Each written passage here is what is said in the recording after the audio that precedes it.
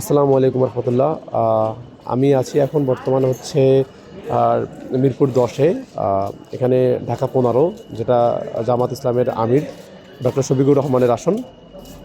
তো এইখানে আছি, এখন বাজে হচ্ছে রাত 1টা।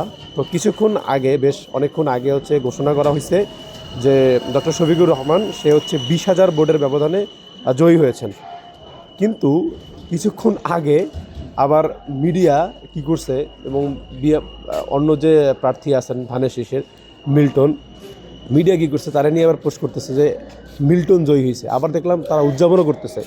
এখন আবার সময় টিভি দেখতেছি, আবার তারা কি বলে ঘুরাইছে, নিউজ ঘুরে আবার করতেছে যে না না না, মিল্টন হয় নাই, আমির সাহেবই হয়েছে। আপনি বুঝতেছেন কী চলতেছে মিডিয়াতে? মানে 20,000 ভোটের ব্যবধানে হচ্ছে আমির সাহেব আগানো, সেই আমির সাহেবের নিয়েও চলতেছে, প্রতারণা চলতেছে যে হ্যাঁ আমির সাহেব হারিয়ে গেছে, মিল্টন যে 20,000 ভোটের ব্যবধানে হারছে। তো এই হচ্ছে অবস্থা। মিডিয়া টোটালি হচ্ছে ওই দলের পক্ষে চলে গেছে।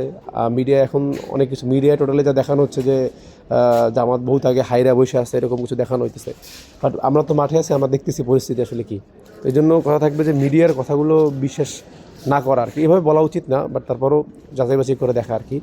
প্রচুর পরিমাণে প্রোপাগান্ডা চলছে। মানে আমরা জুলাইতে দেখছি না, একটা গুজব চলতেছিল যে বলা হয়তো যে আসছে, গুলি করছে, হ্যাং ত্যাং, যে লাইলাতুল গুজব চলতেছে। আশা করি আপনারা সবাই একটু সতর্ক থাকবেন, সবাই সবার অবস্থান থেকে সতর্কতা সহকারে করবেন। আশা করি ইনশাল্লাহ আমরা এভাবে যদি সতর্ক থাকি, যেরকম জুলাইতে আমরা হচ্ছে প্রতিহত করতে পেরেছিলাম আমরা ফেসিবাদকে, ইনশাল্লাহ আমরা এবারও ইনশাল্লাহ করতে পারবো।